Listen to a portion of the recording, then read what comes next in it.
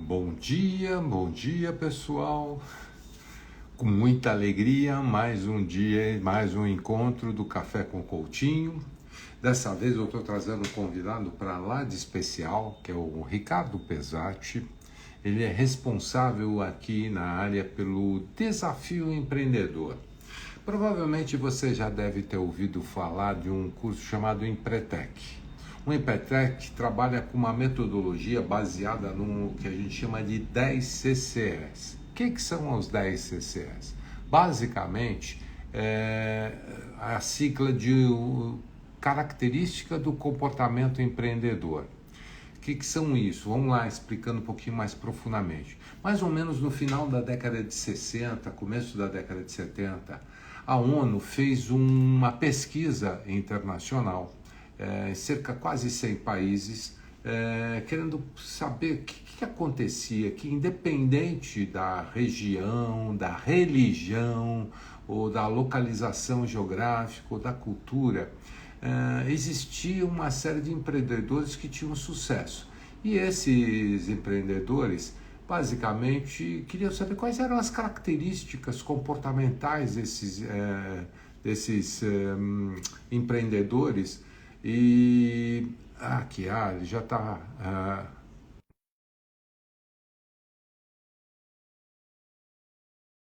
E esses empreendedores basicamente queriam Olha só, entrou a Siri aqui no ar, deixa eu fechar. Bom, enfim, aí entre esses. Bom dia, tá me ouvindo bem? Estou ouvindo perfeitamente, tá me ouvindo bem? Eu também, estou te ouvindo bem. Eu estava contando a história antes de você entrar. Continua, das 10 eu estava CCS. ouvindo aqui, enquanto Então, o Instagram estava liberando nossos acessos. Legal. Então, eu estava contando das 10 CCS, que foi no final, me esclarece um pouquinho, porque eu nunca lembro bem a data que era, mais ou menos final da década de 60, começou da década de 70, não é isso? Por aí, que a por ONU aí, fez por aí. ela fez esses 10, fez essa pesquisa, né, em quase 100 países na época, que agora parece que um monte desses países desmembrados seriam mais de 100. Mas, na época eram quase 100, e que aí eles mapearam quais eram as características dos empreendedores de sucesso. E elencaram que tinham 10 características 10 características comportamentais, por isso que chama 10 CCS, né? Então, CCE é a sigla de característica do comportamento empreendedor. Isso. Exatamente. E mapeando isso, e daí nasceu um curso. Esse curso foi depois. Conta um pouquinho mais da história, que eu já não lembro mais, porque eu lembro dessa história quando eu fiz o Empretec, porque o Empretec também utiliza isso, né? Exatamente. Esse treinamento ele foi adotado como política de desenvolvimento pela ONU, né? E começou a ser ministrado em várias localidades, em vários países. Aqui no Brasil, não falando mais especificamente do Brasil, começou perto de 96, né? Final do meados da década de 90, isso aí, perfeito. Finalzinho, meio ali da década de 90, começou aqui no Brasil, o pessoal treinar, né, no Empretec, e aí o Empretec começou a fazer esse treinamento e trabalhar essas 10 CCS, né? Em 2010 tem um programa do qual eu participo, que começou a fazer também, aplicar a CCS, mas de uma forma mais longa, né? O Empretec é um curso individual mais curto, atualmente com 6 dias, né? Uma semana ali, mais o sábado. E a gente tem um programa para treinar isso aí em 7 meses. Então, essa que eu acho que é a grande diferença, porque eu fiz Empretec e vivenciei o desafio, né? Sim. Então, eu até me inspirei, quer dizer, eu já tinha percebido isso e hoje em dia está muito firme em mim, né? Como é que é o processo de desenvolvimento. Porque o Empretec trabalha muito com aquele lance de impacto. Enfia o pessoal lá dentro, você fica mergulha num processo que você entra, eu diria, você entra numa segunda-feira, sai lá quase no sábado, no final do dia, você respira. De manhã, de tarde, de noite, é só trabalhando aquelas características. Você leva, aí minha opinião, né? Você leva o baita do impacto, que às vezes perde até o rumo, Aí você sai de lá e volta para a empresa. Mas quando você volta para a sua empresa, você volta meio que sozinho, né? Você não teve a companhia, não teve a vivência com mais pessoas. Então parece que você está pregando de louco, né? Sim. A minha sensação é, e eu via isso em muitos colegas meus, né, que passaram por esse processo quando eu fiz o Empretec. Então eles saíram, hoje eu uso uma analogia assim, né? Eles saíram da Disneylândia e caíram em Gaza, né? Quando volta para a empresa e volta sozinho, né? E não tem muita companhia para falar. Ele fica meio pregando no deserto. Depois de 15 dias, 3 semanas, no máximo um mês, já não lembra de mais nada. Se não tiver força, alguém do lado para se juntar e para implementar esses comportamentos, esses novos comportamentos, a coisa fica meio perdida, assim, né? Fica meio solta. Eu acho que Exatamente. eu me inspirei muito no Vendas Neurais hoje, da maneira como estou dando, principalmente no mundo online, com esse processo de ser gradativo, né? De você, cada, cada encontro você trabalhou, porque você assistiu Vendas Neurais, você Sim, pegou mais ou menos o mesmo sim, esquema, né? sim, 2 dias, aquela exatamente. pancada, aquele volume de informação, aquela puxada. Hoje a gente faz isso bem mais É, suave.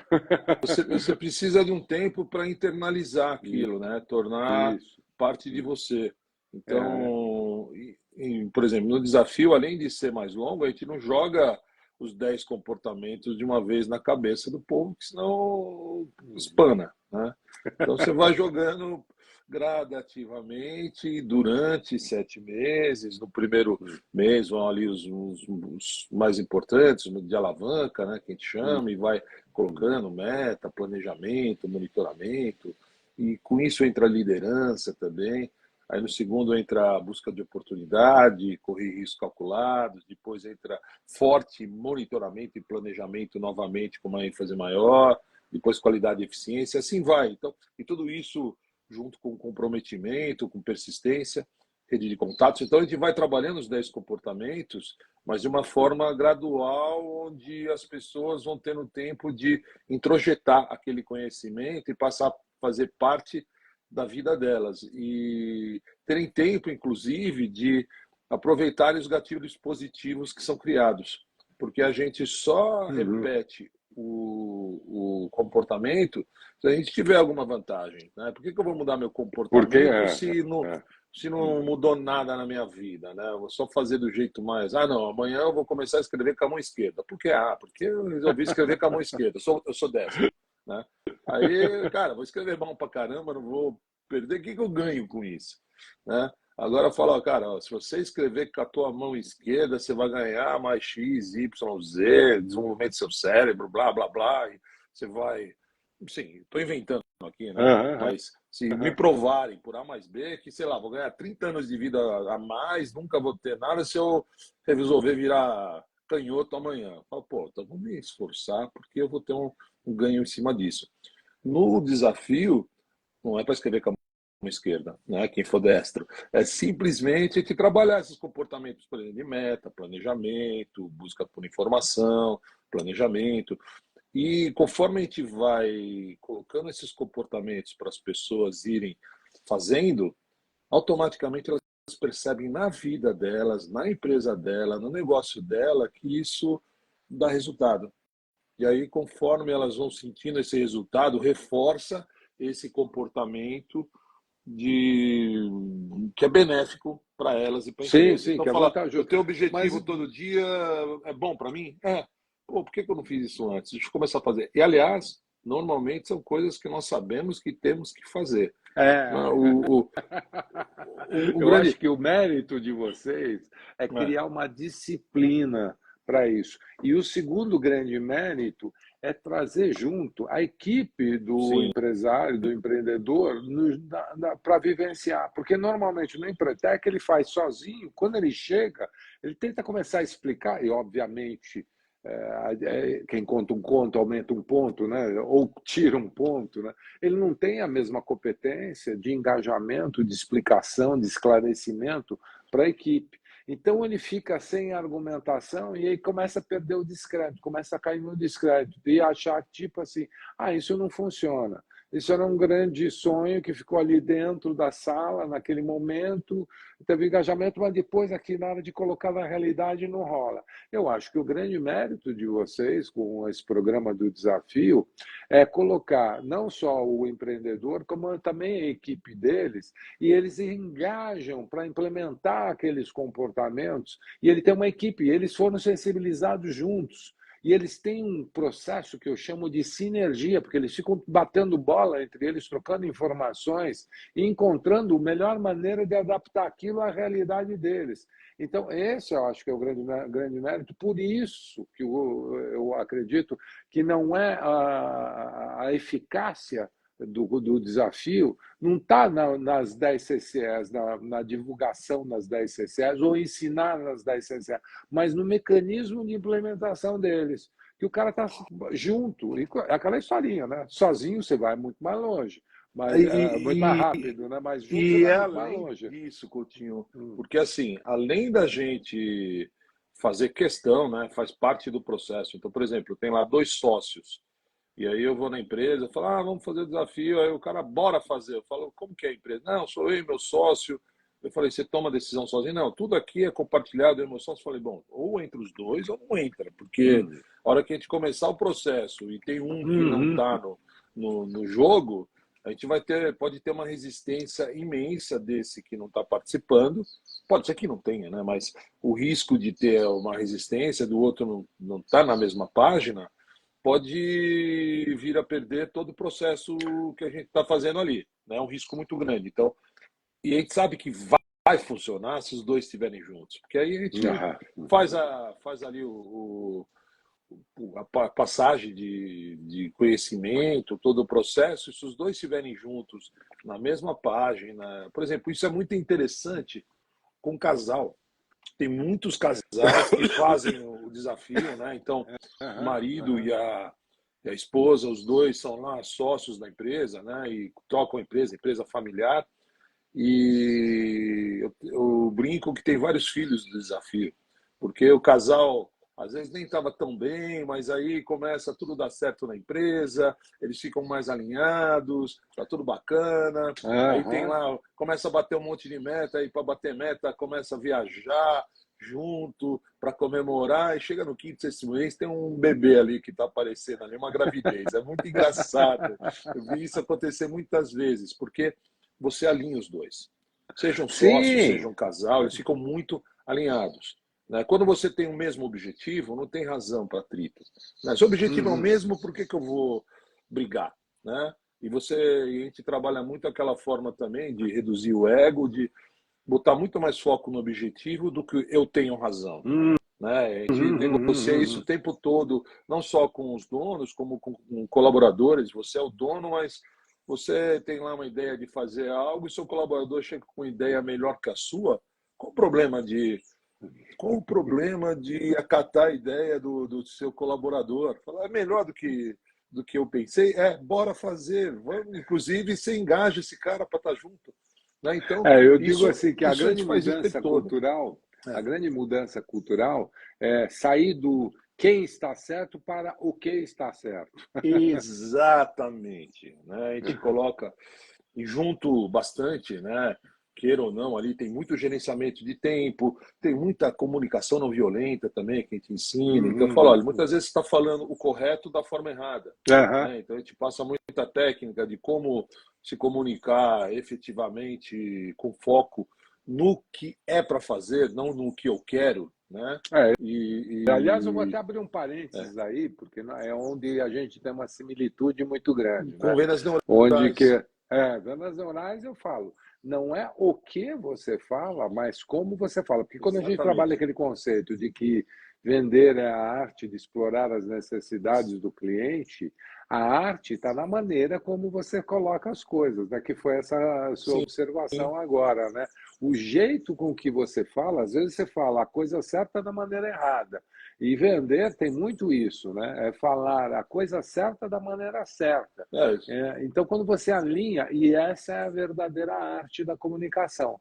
E aí você trouxe também da CNV, né? Da comunicação não violenta. Né? Quando você fala a coisa certa, da maneira certa, do jeito certo, na hora certa, o efeito assim é estrondoso. Agora Você. você pega uma coisa desalinhada que você pega, né? Que às vezes você está falando a coisa certa, do jeito certo, mas na hora errada. Pronto, basta estar na hora errada que já desalinha todo, já o resultado é completamente diverso, né? Do que É, esperar.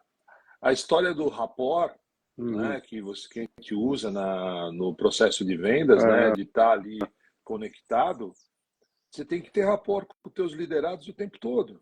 Né? Você tem que entender como que ele está ali, o que ele está fazendo. Não adianta, né, a gente passa muito esse exemplo, né? Ah, entendeu, cara, entendi. Entendeu porra nenhuma, né? Entendeu nada. Você fala, peraí, então me repete o que você entendeu. Ah, eu entendi isso, isso, isso. A vontade de falar, cara, tu não entendeu nada, né? Peraí, não, olha, veja bem, talvez eu não tenha sido muito claro. Vamos repetir. Né? Olha, o Eu que eu tenho um estava pensando. truquezinho assim quando eu falo, você entendeu? Entendeu? Então repete. É, exatamente. Você Ali, pede para ali repetir. que você descobre como é que está a tua comunicação, né? Exatamente. Na Aí, devolutiva que você perde. mas a devolutiva vem toda atravessada, toda errada, não é para dar porrada ainda também. Ah, você é um burro, pavor, você é um idiota, não entendeu? Não, cara. Você pode até, cara, humildade. Olha, talvez eu não tenha sido muito claro no que eu falei. Isso. Vamos, né? Se você dá porrada, aí que fecha aí que o cara não entende mesmo. Aham. Né? Mas fala, É isso cara, aí. ó, talvez seja. Vamos repetir, ó. Vamos lá, entender. Ó, o que está precisando não é o que eu quero só.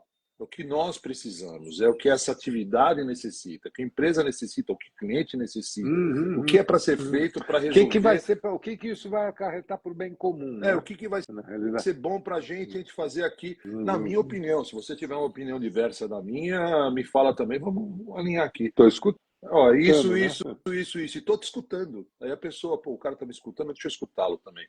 Aí a conexão acontece e a coisa flui. Aí nessa fluidez é entendido o que é para ser feito, e às vezes você está passando lá uma atividade, inclusive quem está operando pode ter uma informação que você não sabe. Fala, então, eu não entendi, não entendi isso, porque tem mais isso, isso e isso. Sei lá, vamos dar um exemplo, um reparo de um veículo, um chefe de oficina passando um reparo de um veículo. Uhum. Aí fala, é para trocar isso, isso, isso. O cara falou, então, é para trocar, não entendi até, mas ele está pensando que eu estou mais preocupado com esse vazamento aqui, que a gente vai ter que abrir, tirar o bloco, vai trocar junta, vai. Depois que a gente vai olhar a folga de válvula, né? Estou falando em termos técnicos Uhum. aqui. Então, a pessoa até ela não está se escutando porque ela está pensando em outra informação, inclusive, que talvez você nem tenha. Então, a hora que você cria essa conexão e a conexão é verdadeira para os dois lados, de diálogo é ida e volta. Né? Venda é Você está isso. me, você tá me dando a chance de esclarecer, né, desse Vamos lá. alinhamento. Aliás, a gente já tinha conversado. E quando eu implemento o programa de mentalidade comercial coletiva, que é onde os treinamentos efetivamente têm sucesso, porque o que é? Quando você treina só o departamento de vendas, ele fica um troço isolado. Quando você coloca a empresa inteira dentro desse processo, eu estou falando aqui do caso de vendas neurais, né? Quando você coloca a empresa inteira, você começa a alinhar todo mundo com o cliente. Então, o que acontece? Aí eu falo que é uma questão de coerência. O jeito que a gente trata o nosso cliente externo é o mesmo jeito que a gente vai se tratar internamente. Aí Sim. nasce o conceito do cliente interno. Ou seja, vou pegar um exemplo aqui. Então, vamos lá, a empresa nasce no cliente. Isso que é Sim. a postulação. Ela nasce no cliente através das necessidades dele que a gente vai suprir. Então, tem uma relação entre o departamento comercial, ou, melhor dizendo, das pessoas do departamento comercial, porque não existe relacionamento entre empresas, existe relacionamento entre pessoas. E a Sim. imagem que a pessoa tem da empresa é a imagem que aquela pessoa transmitiu. Ou seja, eu estou conversando com um interlocutor de uma empresa, sei lá, de uma operadora de celular, o jeito que ele vai me tratar é a imagem que eu vou ter da operadora de celular. Mas continuando o raciocínio. Então, esta maneira, que aí é onde entra o que a gente chama de arte, né? Que você falou de uma maneira muito correta, né? O jeito com que você comunica, né? Tem um jeito certo de se comunicar, não só o conteúdo, mas também a forma. Então, esta maneira com que você se comunica com o seu cliente externo começa a repercutir numa cadeia interna de conceito de cliente interno. Ou seja, bom, então vendas está vendendo um determinado produto, entregando um determinado produto ou serviço ao cliente. Quem é que faz isso aqui? Ah, é a produção. Então a produção já tem um cliente interno que é o departamento comercial. A maneira como eles têm que se relacionar é semelhante àquela que ele se relaciona com o cliente interno. O que isso gera de benefício? É impressionante quando você acontece de o cliente ligar para algum departamento, por exemplo, né, da empresa, que não mais o comercial, por conta, por exemplo, de um atraso de entrega, ele vai falar com a logística, vai falar com mesmo produção. Ele pega o mesmo estilo de comunicação, ele pega a mesma coerência, a mesma linearidade. E isso é que acaba fidelizando o cliente, porque ele sente confiança. E o grande drama do cliente é, cada vez que ele fala com um departamento, esse departamento não o trata de uma maneira. Eu, inclusive, teve um episódio muito interessante numa época, acho que foi 2008, teve aquela quebra do Brasil, acho que era o final do Sim, governo Dilma, sim. né? Não, E, foi 2008 foi a crise do subprime americano, e onde a Enron isso, quebrou, levou todo mundo das isso, aí hipotecas, levou uma todo pessoa aquilo lá. ligada. E aqui repercutiu no Brasil, Sim, até sim, sim. na época o Lula falava que era apenas ondinha, né, tal. Mas Marolinha. eu tinha marolinha. Eu tinha muitos clientes no Brás e tinha um dos clientes, ele chamou realmente e falou, não, vamos fazer isso, vamos colocar a empresa inteira, dividiu lá em 4 turmas para não deixar a loja vazia e tal. E entrou, eu lembro isso, Ricardo, entrou um cara que era do departamento de cobrança. Eu lembro que ele entrou logo no canto, assim, sentou lá à frente, do lado direito, assim, meio com o braço cruzado. Primeira coisa que ele perguntou foi assim: que horas termina isso aqui? Saca? Sentou e o pessoal chegando assim: que horas termina? Vai demorar muito isso? Ou seja, revelando uma impaciência e tipo, não estou aqui para nada.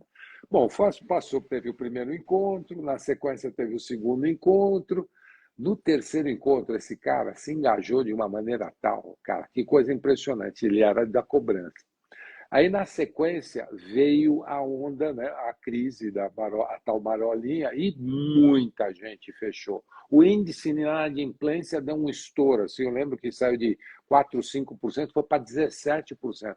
A coisa que você mais via no Brasil era a porta a porta escrito aluga, assim, né? Muita gente fechando e tal. E esse meu cliente conseguiu atravessar essa fase aí com uma certa maestria, né?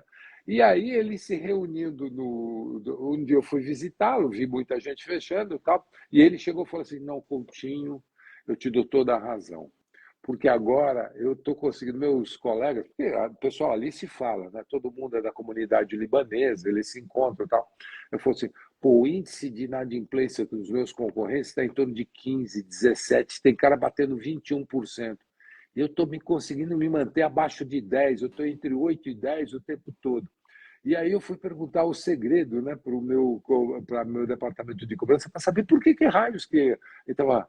E aí o Cláudio, o nome desse rapaz, né, ele falou assim, olha, eu deixei de cobrar os clientes e agora, desde o Vendas Neurais, eu estou fazendo o seguinte, eu estou vendendo a ideia para o meu cliente, para o nosso cliente, que ele tem que nos pagar primeiro. Sim, sim. Olha só que quebra de paradigma. Esse cara fez uma mudança tão grande que depois passou um tempo, ele saiu de lá e montou uma equipe, uma empresa de cobrança. Eu treinei a equipe dele de cobrança e ele dizia assim, ele começava abrindo todos os encontros do dia. Nós não estamos cobrando ninguém, nós estamos aqui para vender a ideia que o cliente tem que nos pagar. Estou Então, te dando venda uma oportunidade de regularizar a sua vida. sua vida e isso vai voltar a fluir seu negócio. Assim, olha como é que a parte comportamental Eu mexe estou nos aqui para te resultados. ajudar. Né? Eu estou aqui para te ajudar. Você tem um problema de pagamento, eu quero te ajudar a resolver esse problema de pagamento. E é isso. E é isso. Você tem que, quando você fala com o outro, quando você tem uma comunicação com o outro, se você bota o foco no que você quer, né, a gente chama isso o narcisismo básico, né? Uma posição narcísica de o que eu quero é isso, eu vou lá conseguir o que eu quero. É difícil, porque o outro quer outra coisa que não é o que você quer, e aí se dá um embate e a coisa não rola. Mas a gente tem uma, né, dessas, você sabe, né? Não tem como não entrar, eu sou psicanalista também. Então tem uma frase muito forte, eu acho que é a principal do Freud, que ele fala que um indivíduo, você pode medir a saúde emocional dele na medida que ele consegue colocar a libido dele no objeto externo. O que é a tradução desse negócio? Né? A libido é o que você quer. Se você consegue colocar a libido no objeto externo. O objeto externo é externo, não é você. É no outro, é no que você quer, sabe? Qualquer coisa que não é você é externo. Então, olhar para uma árvore e não pensar que aquilo lá é só madeira para te aquecer na lareira.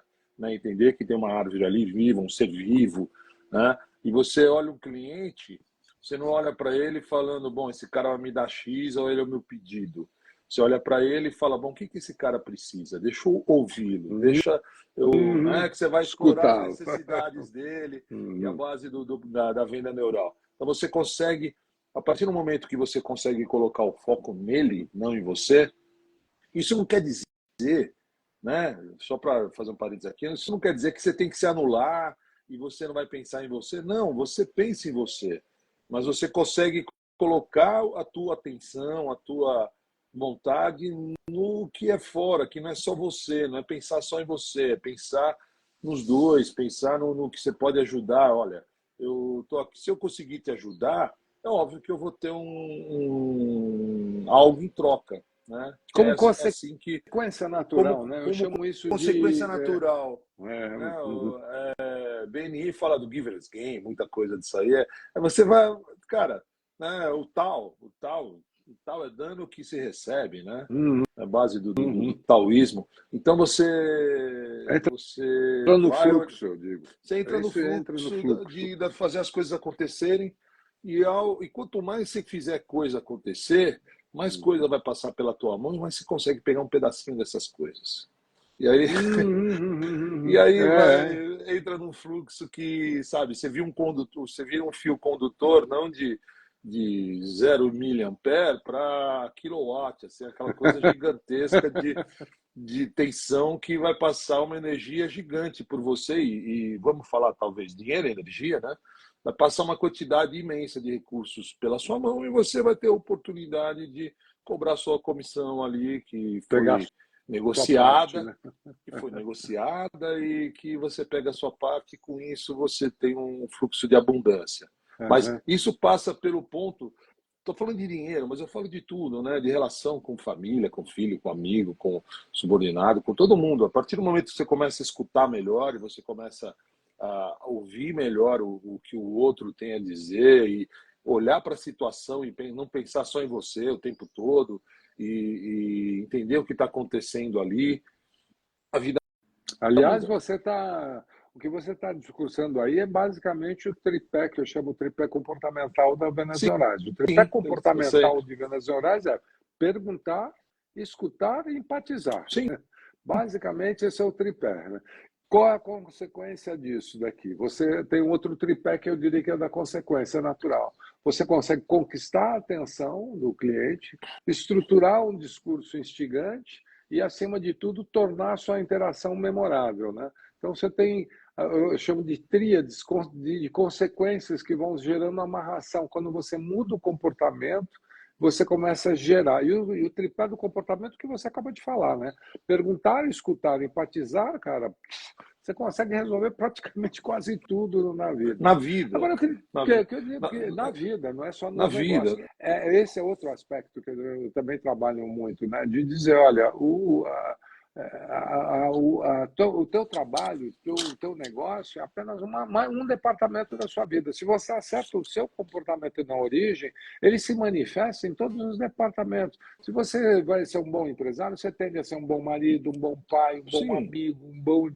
E assim tudo, com uma decorrência natural. Mas eu queria agora que... Por exemplo, não existe, nunca vi na vida alguém que seja desorganizado no trabalho e tenha um carrinho todo organizado lá dentro e a casa dele seja... Se você é desorganizado, você deixa tudo jogado, tudo bagunçado, vai ser assim no seu trabalho, você vai entrar no carro da pessoa e está tudo largado lá dentro, você vai no quarto dele, está tudo bagunçado, você é um só, você não consegue, né? Não, aqui eu sou super organizado, lá fora eu não vou ser. Não, você é um só. Doce ilusão isso, Doce né? ilusão. E a partir do momento que você melhora os seus comportamentos, isso é Uhum. gostoso, né? Voltando lá ao desafio empreendedor, os comportamentos empreendedores. A partir do momento que você começa a melhorar seus comportamentos empresariais, né? Que são comportamentos de vida, né? Uhum. Você começa a melhorar não só empresarialmente, como também na sua vida privada, né? Então, Ah, você sim, acabou de falar, reflete em você é um tudo. ótimo empresário que ouve todo mundo. Você não vai chegar em casa e tua esposa reclamar e você fechar o ouvido. Uhum. Você vai conversar com Uhum. ela e vai ter o mesmo diálogo, vai ter, né, vai resolver as questões de uma forma pacífica, com foco no que tem para fazer, o que tem que fazer, não o que eu quero fazer, né? E vai resolvendo tudo. E não é o que ela quer fazer, né? É Aliás, essa mostrar era para até uma ela. pergunta que eu ia te fazer. Qual é o comportamento mais impactante dos 10 dentro Eu das acho, empresas que assim, você tem? um só ficaria.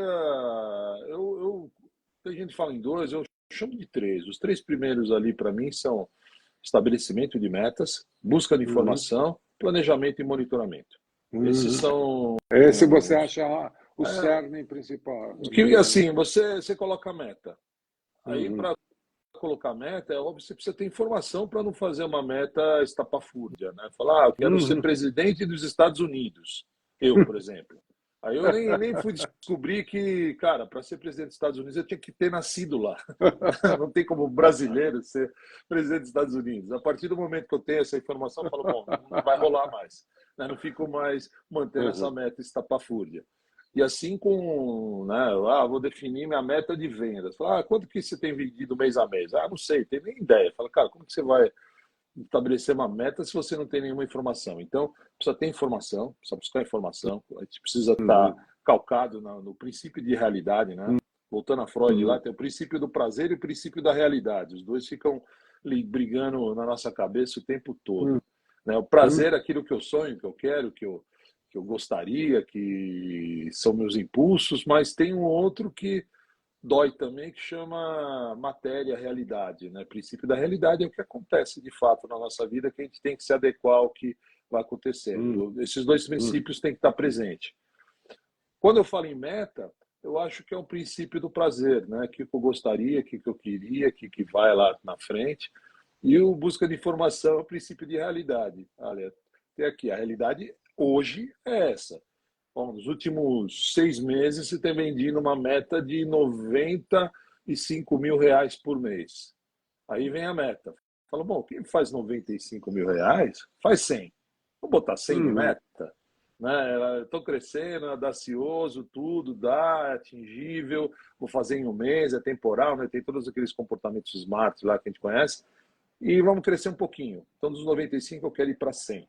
Né? Então, aí tem o sonho, né? A parte, e teve a busca de informação. Aí Aliás, vem o que eu chamei nesse de. ponto daqui, abrindo mais um parênteses aqui, é um dos mecanismos que eu trato na preparação, quando a gente trata da preparação em vendas neurais, eu trabalho muito esse conceito de sonho, objetivo e meta, que gera uma confusão danada, né?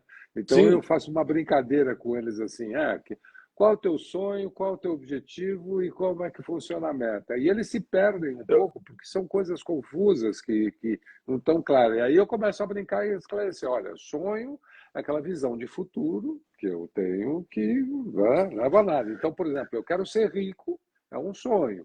Mas o que transforma isso em objetivo? É na hora que a gente coloca a métrica do tempo, né? Que a gente estabelece o tempo. Então, eu quero ser rico é um sonho, mas na hora que eu falo assim, eu quero ser rico até 2030, aí você vira, aí passou a ser um objetivo. eu, E eu, quando você eu falo assim, bom, legal, e aí a meta, o Nieto? Aí a meta é a métrica, né? O número.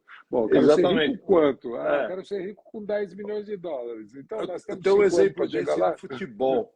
Futebol é um negócio que todo mundo, todo brasileiro entende, todo brasileiro é técnico Uhum. de futebol, entende? Então eu falo assim, o sonho é ser campeão da Libertadores. Esse é o sonho. Tá? Aí a gente está ali no mata-mata.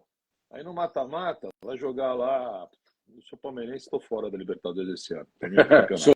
Mas vamos lá. Estamos. Né? Estamos em outra. Mas vamos lá. Digamos que eu sou torço pro Atlético, né? Ontem o Deivinho fez um monte de gol. Então vamos lá. Eu torço pro Atlético, eu falo, eu tenho que me classificar. Aí para me classificar, eu não acompanhei direito os jogos, mas digamos que é mata-mata, o objetivo é classificar para a próxima fase, para a final. Esse é o objetivo para poder ser campeão. O objetivo é classificar. No primeiro jogo, eu ganhei de 1-0. Então vai ter um segundo jogo. Qual que é meu objetivo? É classificar. O sonho é ser campeão na final. E na meta desse jogo, digamos que eu tivesse perdido de 1-0 o primeiro jogo. Então, a minha meta é fazer 2-0. Eu faço 2-0. 2 gols de diferença. 2 golzinhos, né? Eu mato o gol do primeiro jogo, ganho mais um gol, né? Fica 2-1 no acumulado e eu vou para a próxima fase. Então, o objetivo é ser campeão, o sonho é ser campeão da Libertadores.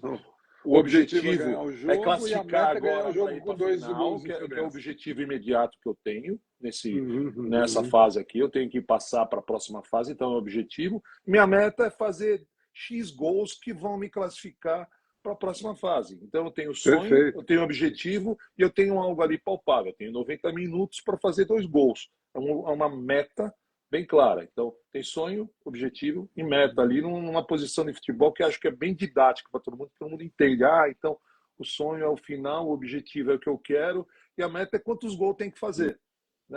Tá, eu tenho que ganhar, não é ganhar. Muitas vezes, eu tomei o primeiro jogo foi 2-0. Basta ganhar? Não, se eu fizer 1-0, eu tô fora. Se eu fizer 2-0, eu vou para 2-0 é uma meta ali negociável que eu ainda vou para os pênaltis.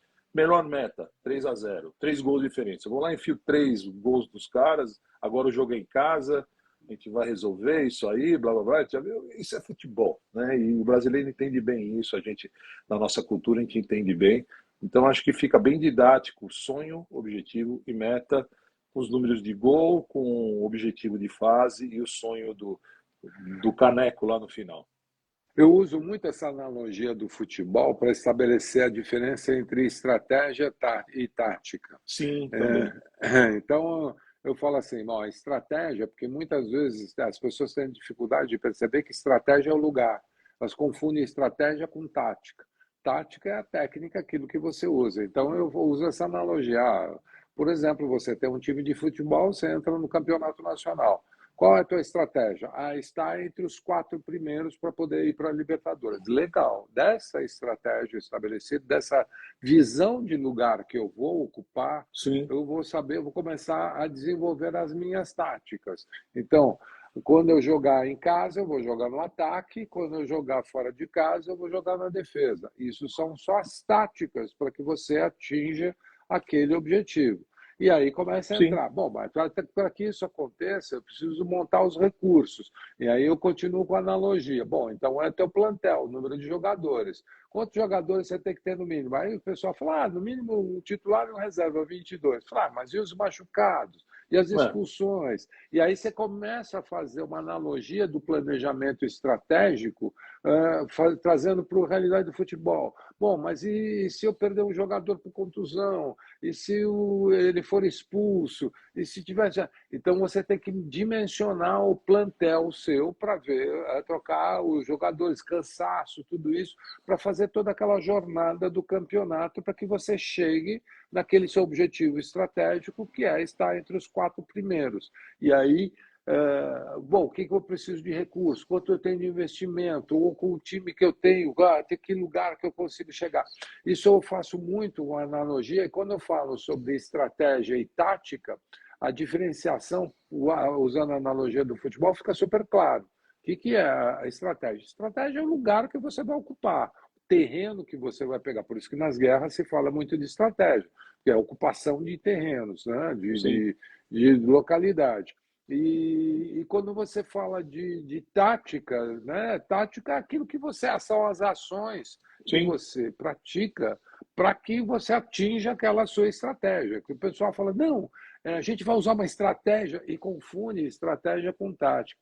Uma coisa que eu observei no desafio é vocês colocarem muito bem essa nomenclatura, esclarecerem muito bem o que é cada coisa e cada coisa em seu lugar. Essa estruturação que vocês dão no Desafio Empreendedor, utilizando as 10 CCS, eu acho absolutamente genial, porque quando eu fiz o Empretec, eu não tinha essa visão muito clara. Tem uma, Ficou naquele baita impacto. tem uma coisa que em vendas também em vendas neurais você usa também, que a gente chama de simbolizar, né?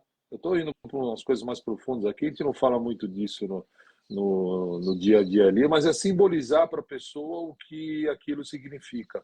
Porque se a pessoa, assim, os pensamentos, o nosso fluxo todo de pensamento é feito de palavras, imagens, né? São muitas imagens, palavras, sons, né? Que formam a nossa forma de... Formam a nossa forma, é meio redundante, mas que compõem a nossa forma de raciocinar. E aí, à medida que você ajuda a pessoa a gerar as imagens claras do que ela precisa fazer, fica mais fácil dela fazer.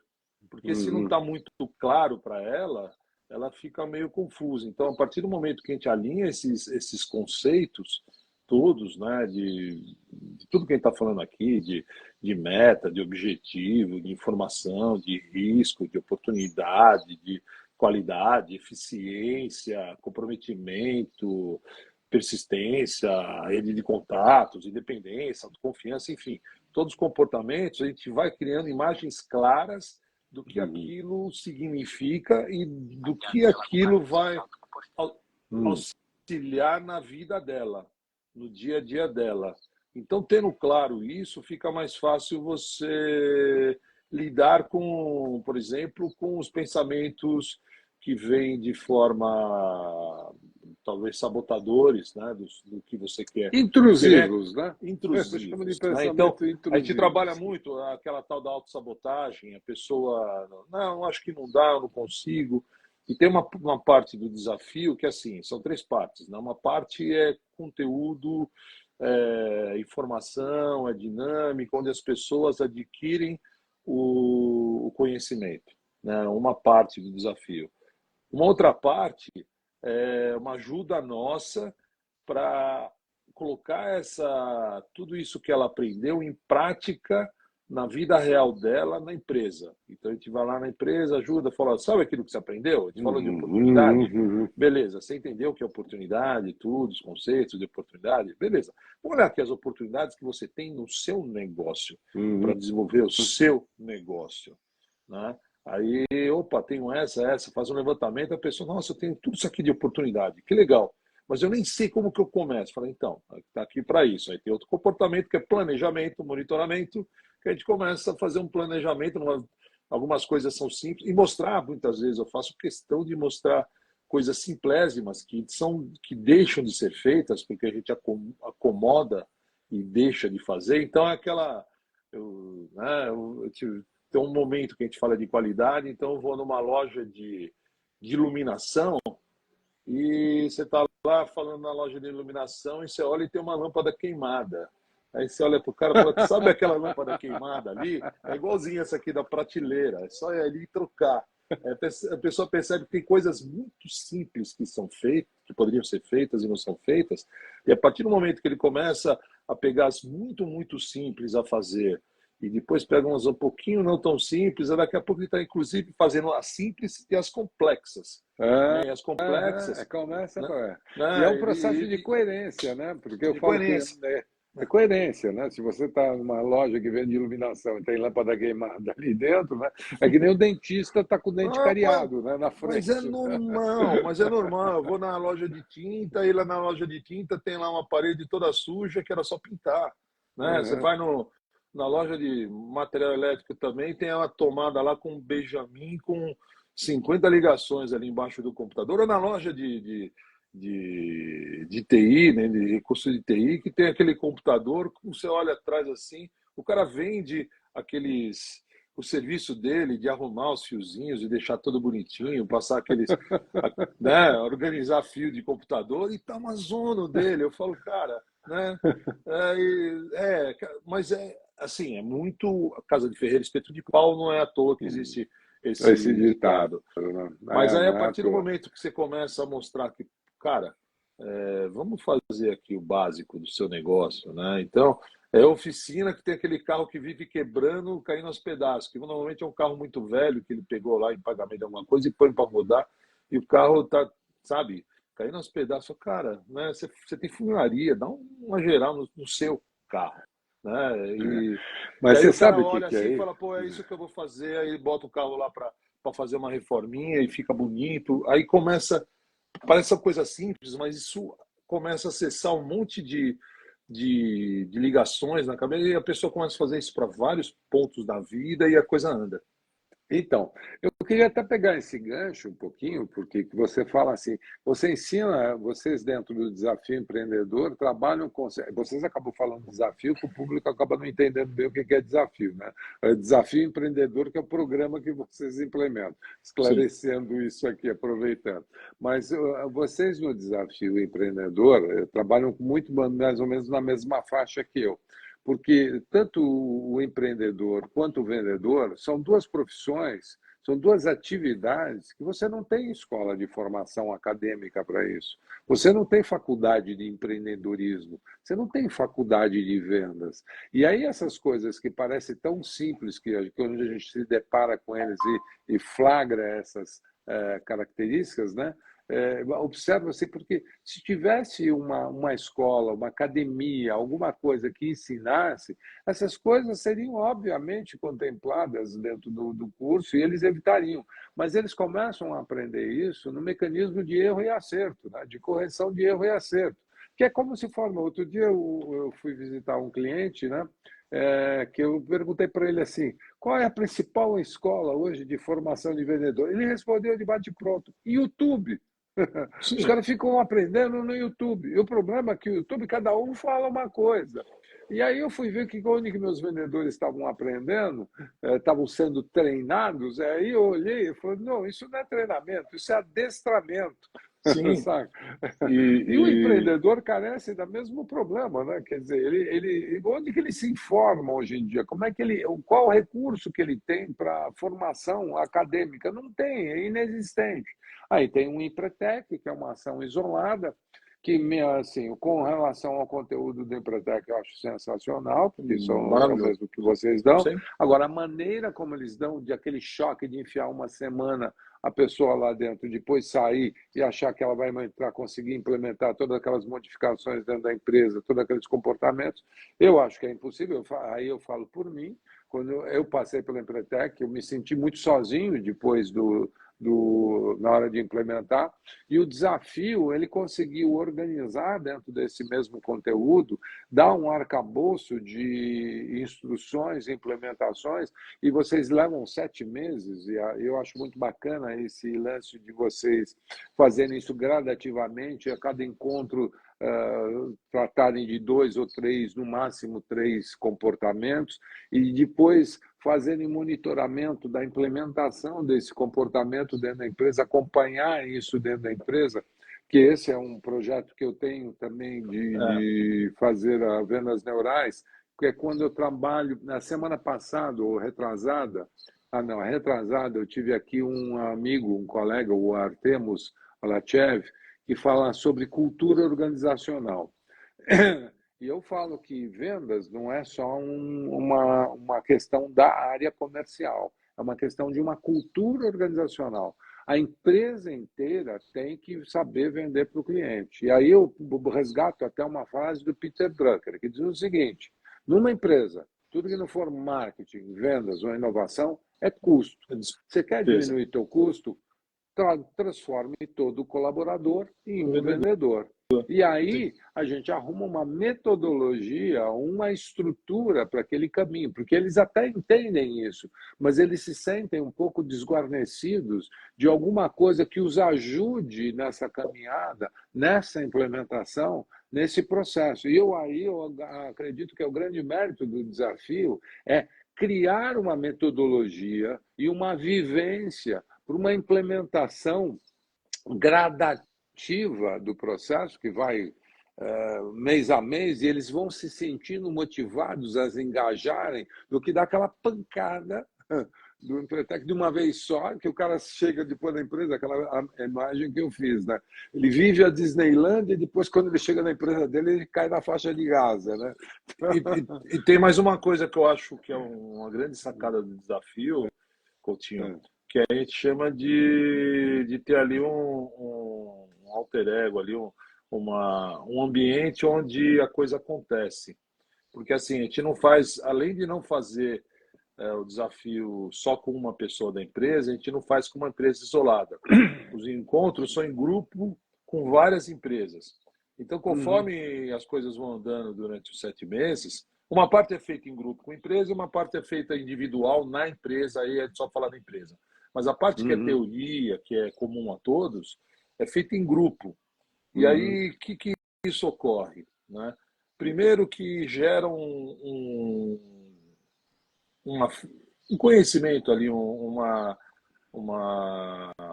cultura de que é possível. Porque tem sempre aquele negativo, não vai dar certo, isso aí não vira, isso que o Ricardo está falando é bobagem, não sei o quê.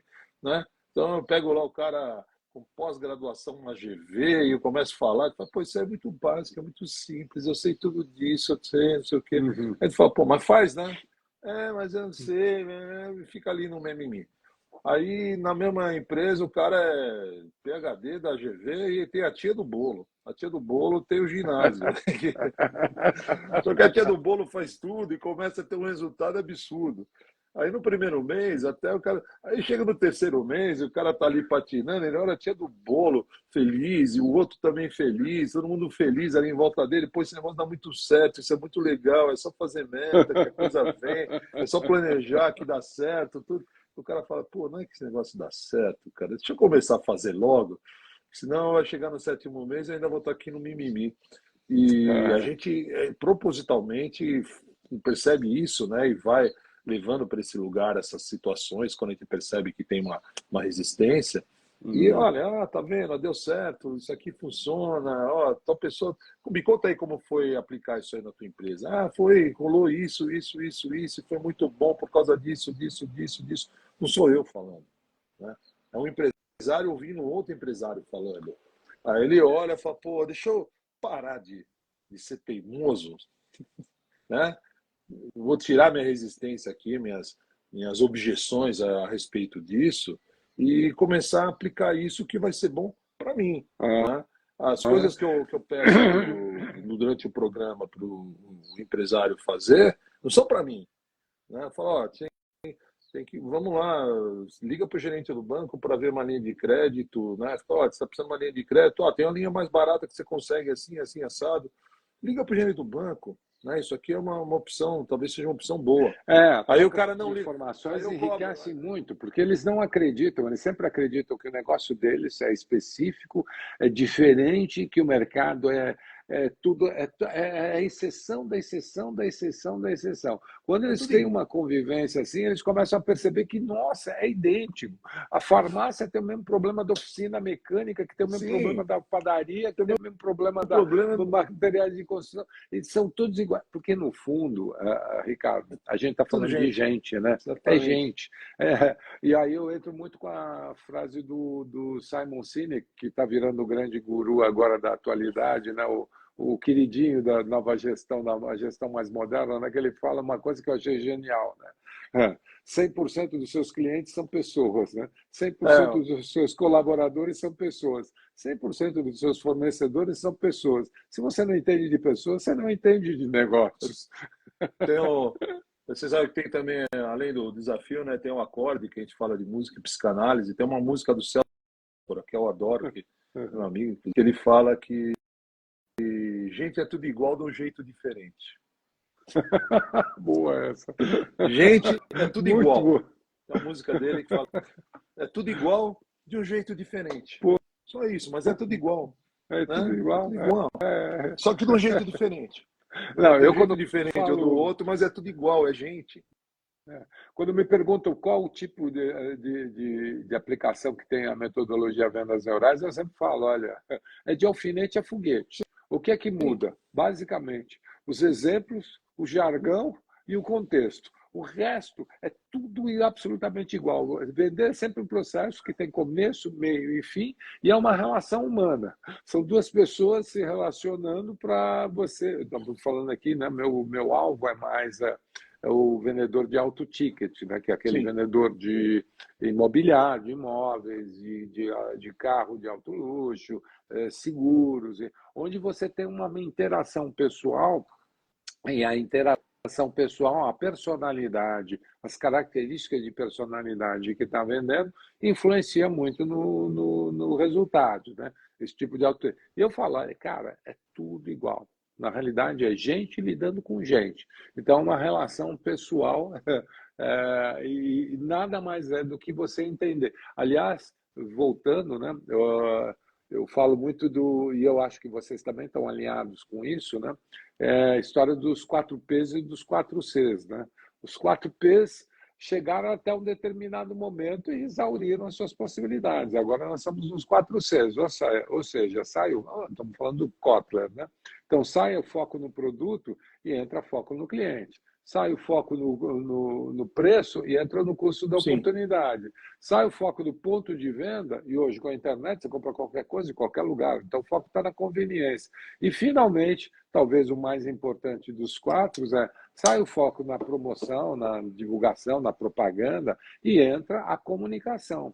E sim, isso só é possível hoje em dia a comunicação, que a gente foi a da abertura do nosso papo, por conta da internet, porque você tem um sim, canal de devolutiva, porque comunicação não é o que você fala, é como o outro entende. E como é que você sabe o que o outro entende? Você precisa de um canal de devolutiva, você precisa de um canal de volta. E isso foi possível com a internet. Para finalizar até esse conceito, eu lembro quando teve a Copa do Mundo aqui no Brasil, ocorreu um episódio muito interessante. O Galvão Bueno, que era o narrador na época, falou alguma coisa e o Casagrande, que era o comentarista, complementou um outro assunto. Nesse momento, alguém entrou no Twitter, eu não lembro se era Twitter ou não, mas tinha algum canal de comunicação que alguém comentou, contra-argumentou a posição do Casagrande. E o Galvão chamou no ar, falou, Casagrande, tem um ouvinte aqui dizendo isso. Aí o Casagrande falou, não, mas é isso aqui. Replicou. que E lindo, né? aí veio a tréplica no Twitter. Sim, Quando que você poderia imaginar uma coisa dessa há 20 anos, há 30 anos atrás, né? Imagina um diálogo entre um ouvinte, um telespectador e o comentarista, e entrou lá no ar, os dois batendo maior lero e a justificativa toda, né? Isso só foi por conta da internet. Ricardo, nós estamos chegando na reta final. Eu tenho sempre o compromisso de a gente a respeitar os horários, sim, né? Começar todo pontualmente e mundo, terminar, porque esse é um bate-papo mais para abrir a manhã e a cabeça no meio da sim. semana, né? Refrescar.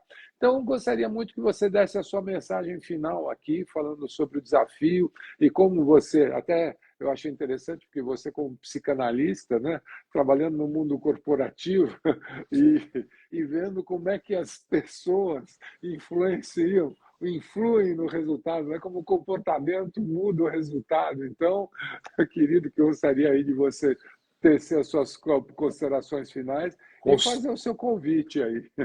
Tá, tá. Bom, considerações finais. O que eu gostaria de falar para todo mundo é conectem, se conectem. A conexão com o outro, com tudo, que dá a, o sal da vida. Né? Que se você não conectar com nada, ficar conectado o dia inteiro ali com uma tela, você vai ficar doente. Né? Esse é o resultado do que a gente vê na clínica, inclusive. Então, à medida que a pessoa passa a conectar com os colaboradores, com a família, com o filho, com clientes, com Com a o seu comunidade, negócio, né? com o Se seu conecta com o negócio, seu né? negócio Lá também, em né? gestão de projetos, a gente chama isso aí de stakeholders, né? Então, Uhum, você tem lá todos os uhum. stakeholders que você, tudo que está em volta de você, que você começa a se conectar com todos eles, você percebe o quão rico pode ser ali o teu dia a dia, quão divertido pode ser. E é divertido, gente é divertida. Tem uns que são chatos, aí você dá risada também. Né? Leva de uma forma leve, né? Elabora. Né? Não precisa levar a vida tão a sério. Né? Tem aquele que só. Tem os clientes que a gente. Né? Eu tinha uns clientes que eram insuportáveis. Eu já sabia que ele era insuportável, eu já ligava rindo. Já. Eu lembro né? Eu tinha um cliente bravíssimo, cara, lá no Ceará, né? O Paulo Couto. Se ele me ouvir, era um grande amigo até hoje. O Paulão me ligava, ele ficava nervoso, não dá para entender nada do que ele falava. Ricardo, macho, blá, blá, blá, blá, blá, blá, blá, blá. Eu ouvi aquilo e falava, Paulo, você está coberto de razão. Ele obrigado. Agora repete que eu não entendi absolutamente nada do que você falou. Fala com calma, vamos. Aí você já quebra e começa a conectar e fala, bom, vamos resolver isso aqui. Eu estou aqui para te ajudar, para resolver. Me explica. Aí o cara vai te explicar, né? Você fala, bom, então o que você está querendo é que eu faça isso, isso, isso, que é totalmente contra as regras da companhia. Não, mas veja bem, não, eu estou aqui para te ajudar. Vamos. Aí você vai mostrando que o que a pessoa está querendo e ajudando ela a elaborar o que ela quer e mostrando o que é possível e o que não é possível. Aí, no final, ó, se você fizer isso, tá bom. Fala, não, isso eu posso fazer e é o que eu deveria, e é o que deveria ser feito. Vamos resolver dessa forma, tá bom para você, tá bom para mim, tudo. E quebrou. E assim, muita gente vai ficar, pô, não dá nem para entender o que esse cara fala, esse cara é um grosso, esse cara não sei o quê. Nossa, eu me divertia com ele, era engraçadíssimo. Né? E tinha muito cliente também que só reclamava, os caras chatos pra caramba. Você já sabe o que você vai ligar e o cara vai reclamar. Aí você fala, pô, o que ele tá querendo? Já Deixa eu sabe entender, vai deixa eu ter esperar, empatia. Ele fala, quanto mais ele reclamar do meu produto, mais ele vai querer desconto, mais ele vai querer benefício para ele. Então a tática dele é reclamar infinitamente. Beleza. Ele tem todo o direito de reclamar, eu tenho todo o direito de falar não, e vamos negociar no meio disso aí, vamos se divertir.